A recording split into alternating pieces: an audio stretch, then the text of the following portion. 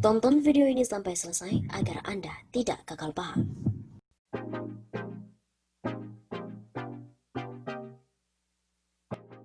Ternyata kekuasaan Jeng Sri lebih dahsyat dari Jokowi jika Dewan Moneter terbentuk. Kekuasaan yang dimiliki Menteri Keuangan Menku Sri Mulyani Indrawati bisa lebih dahsyat dibandingkan dengan Presiden Joko Widodo. Hal itu terjadi jika Dewan Moneter benar akan terbentuk melalui revisi Undang-Undang Nomor 23 Tahun 1999 tentang Bank Indonesia yang tengah disusun oleh Badan Legislasi DPR kemudian lolos. Begitu kata Direktur Eksekutif Oversight of Indonesia's Democratic Policy, Satya Purwanto, saat ia berbincang dengan kantor berita politik RMOL pada hari Kamis 3 September. Pembentukan Dewan Moneter ini memang bukan barang baru. Klausul ini sudah bunyi sejak zaman Orba, yaitu Undang-Undang Nomor 13 Tahun 68 tentang Bank Sentral. Namun ketika saat ini hal tersebut akan dihidupkan kembali, artinya langkah mundur. Begitu ujarnya. Dengan adanya Dewan Moneter yang berisi anggota Komite Stabilitas Sistem Keuangan atau KSSK, kekuasaan Menteri Keuangan Sri Mulyani menjadi lebih besar, sebab dia akan menjadi pemimpin di KSSK dan Dewan Moneter. Itu sama saja dengan mendistorsi reformasi peran BI dan OJK, dan memberikan kekuasaan begitu besar kepada Menteri Keuangan yang notabene adalah anak buah Presiden. Sehingga akibatnya, kata mantan Sekjen Prodem ini, kekuasaan Presiden Jokowi akan kalah dengan kekuasaan yang dimiliki oleh Sri Mulyani. Menteri Keuangan itu bendahara negara yang juga ketua KSSK, dan bila Dewan Moneter menjadi undang-undang, ketuanya pun juga Menteri Keuangan. Maka kekuasaan Jeng Sri itu lebih dahsyat dari Presiden. Begitu pungkas Satyo. Dewan Perwakilan Rakyat atau DPR tengah menyusun rancangan undang-undang tentang perubahan ketiga atas Undang-Undang Nomor 23 Tahun 1999 tentang Bank Indonesia. Salah satu yang diatur dalam RUU adalah pembentukan Dewan Moneter untuk menetapkan setiap kebijakan moneter yang tengah ditempuh. Direktur Riset Kor Indonesia, Peter Abdullah menilai pembentukan Dewan Moneter akan menggerus Bank Sentral. Bila itu terjadi, maka akan berdampak negatif terhadap sektor keuangan, terutama di tengah krisis pandemi COVID-19. Saya pribadi berharap rencana pembentukan Dewan Moneter tidak lagi muncul ke depannya. Rencana pembentukan Dewan Moneter sebaiknya tidak lagi muncul dalam pembahasan di DPR.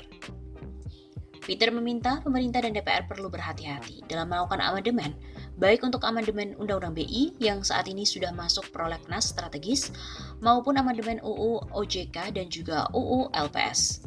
Hendaknya dia bilang pemerintah tetap menempatkan amandemen Undang-Undang BI untuk kepentingan jangka panjang dan bukan kepentingan jangka pendek hanya untuk mengantisipasi krisis akibat pandemi. Amandemen juga harus membuat independensi BI tidak terganggu. Posisi BI sebagai lembaga independen harus dipertahankan untuk menjaga kepercayaan pasar, baik domestik maupun internasional. Amandemen BI hendaknya ditujukan untuk memperkuat kewenangan BI. Di sisi lain, amandemen mampu memberi ruang kepada pemerintah dan juga DPR, bahkan masyarakat dalam meminta akuntabilitas BI, khususnya terkait kebijakan moneter yang sudah diambil oleh Bank Sentral. Begitu pungkasnya.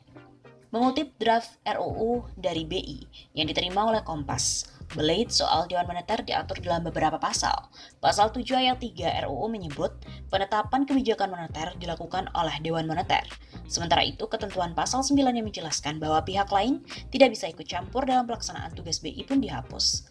Pasal kemudian diganti dengan disisipkannya 3 pasal baru, yakni pasal 9A, pasal 9B, dan pasal 9C. Pasal tersebut menjelaskan Dewan Moneter akan memimpin, mengkoordinasikan dan juga mengarahkan kebijakan moneter sejalan kebijakan umum pemerintah di bidang perekonomian. Dewan ini terdiri dari 5 anggota, yakni Menteri Keuangan, Menteri Perekonomian, Gubernur BI, Deputi Gubernur Senior BI, dan Ketua Dewan Komisioner OJK. Dewan Moneter diketuai oleh Menteri Keuangan.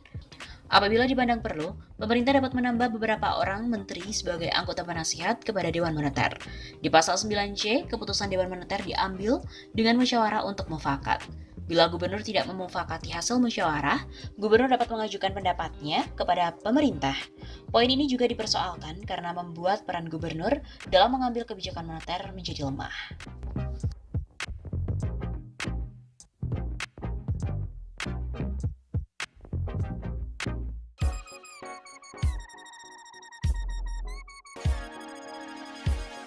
Kekayaan Sri Mulyani diduga jumlahnya belasan kali dari harta yang telah dilaporkan ke KPK. Benarkah?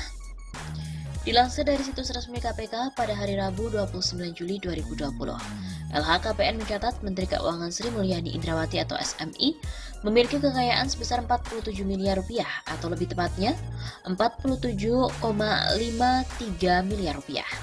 Namun menurut sumber media, diduga kekayaan Sri Mulyani ini jumlahnya belasan kali atau bahkan 20 kali dari harta yang dilaporkan ke KPK. Benarkah? Sri Mulyani tersangkut skandal finansial Bank Senturi, juga pernah menjabat sebagai salah satu direktur Bank Dunia. Meskipun gaji biasa saja, Sri Mulyani mampu mengantongi harta hingga puluhan miliar. Namun sekali lagi menurut sumber media, diduga kekayaan Sri Mulyani jumlahnya belasan kali atau bahkan 20 kali dari harta yang telah dilaporkannya ke KPK. Benarkah? Ini dugaan, dan kalau dugaan itu benar bisa jadi skandal baru dan semoga Bu SMI jujur. Begitu kata analis Muslim Arbi sebagai tokoh gerakan perubahan dan mantan aktivis HMI ITB. Menteri Keuangan Sri Mulyani Indrawati yang telah menjabat menjadi Menteri Keuangan Indonesia, wanita berkacamata yang terlibat skandal Bank Senturi. Akrab disapa Bu Ani ini telah menjabat menjadi Menteri Keuangan sekitar 2 tahun, atau lebih sejak zaman Presiden Susilo Bambang Yudhoyono atau SBY, kemudian berlanjut ke Presiden Joko Widodo. Sri Mulyani, dari total harta kekayaan tersebut, Menteri Keuangan itu memiliki harta berupa tanah dan bangunan senilai 37 miliar rupiah. Adapun tanah dan bangunan tersebut tersebar di Tangerang Selatan, Tangerang, Jakarta Pusat, Jakarta Selatan, Maryland, Amerika Serikat, dan juga Bogor. Kemudian, LHKPN mencatat wanita yang akrab disapa Ani ini memiliki alat transportasi berupa motor Honda Rebel CMX 500 tahun 2019 senilai 145 juta rupiah. Tidak hanya itu, Menteri Keuangan Sri Mulyani juga turut menyimpan harta kekayaan di dalam harta bergerak sebesar 415 juta rupiah. Sri Mulyani juga menyimpan harta kekayaannya di dalam surat berharga senilai 12,6 miliar rupiah. Dan terakhir, Menteri Keuangan ini menyimpan kas dan setara kas sebesar 5,5 miliar rupiah. Menteri Keuangan Sri Mulyani juga memiliki utang sebesar 9,2 miliar rupiah yang harus segera ia lunasi.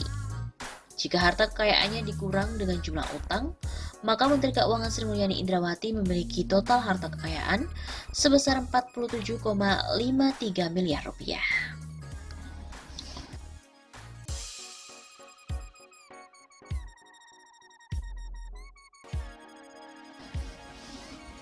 Memang sangat fantastis. Jumlah kekayaan Menteri Keuangan Sri Mulyani dari alat transportasi sampai dengan rumah di Amerika. Setiap pejabat negara wajib untuk melaporkan harta kekayaannya kepada Komisi Pemberantasan Korupsi atau KPK. Kemudian untuk dicatat ke dalam laporan harta kekayaan penyelenggara negara atau LHKPN. Termasuk juga Menteri Keuangan Sri Mulyani Indrawati, juga termasuk yang harus melaporkan harta kekayaannya kepada KPK. Pasalnya Menteri Keuangan Sri Mulyani baru saja menyebut bahwa ekonomi Indonesia tidak akan bisa bangkit kalau terus mengandalkan APBN.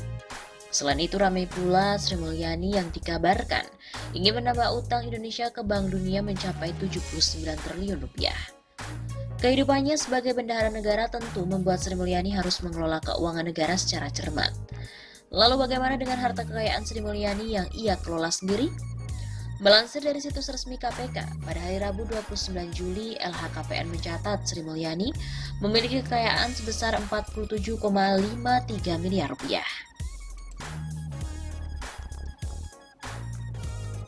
Kemudian dari total harta kekayaan itu, Sri Mulyani memiliki harta berupa tanah dan bangunan senilai 37,9 miliar rupiah. Adapun juga tanah dan bangunan tersebar di Tangerang Selatan, Tangerang, Jakarta Pusat, Jakarta Selatan, Maryland, Amerika Serikat, dan juga Bogor.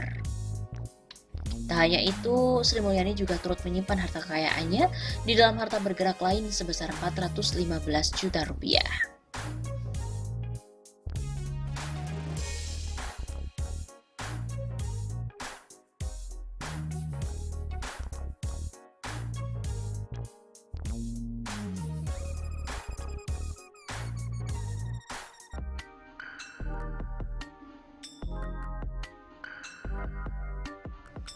Halo gengs, gimana nih kabarnya? Semoga selalu sehat ya.